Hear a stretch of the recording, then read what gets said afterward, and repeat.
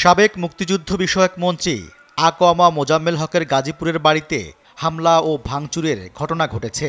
এ সময় স্থানীয়দের প্রতিরোধের মুখে পিটুনিতে আহত হয়েছেন অনেকেই।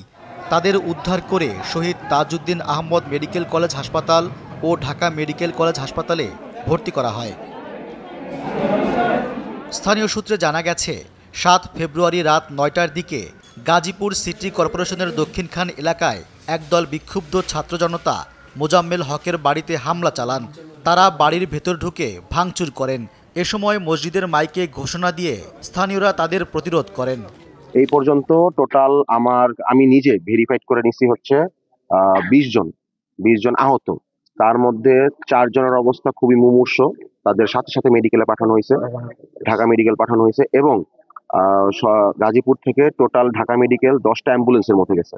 ছাত্ররা প্রতিরোধ করতে গিয়েছিলেন বলে দাবি করেছেন গাজীপুরের বৈষম্য বিরোধী ছাত্র আন্দোলনের নেতাকর্মীরা। ছাত্রলীগের বিভিন্ন উস্কানি দিয়ে এবং পদবি সহ, একেবারে যদি বলি নিষিদ্ধ সংগঠনের পদবি সহ তারা আছে, তারা ওপেনলি রামদানি বিরুদ্ধে আপনারা দেখতে পাবেন, ওপেনলি রামদানি তারা সেখানে প্রবেশ করে ছাত্রদেরকে হামলা করে আটকে দিচ্ছে এবং আশ্চর্যজনক ভাবে কতটা পরিকল্পিত ভাবে তারা এটা করছে। মসজিদে রব উঠাইছে যে ছাত্ররা এখানে আসছে লুটপাট করছে, মূলত ছাত্ররা সেখানে গেছিল লুটপাট থেকে থামানোর জন্য।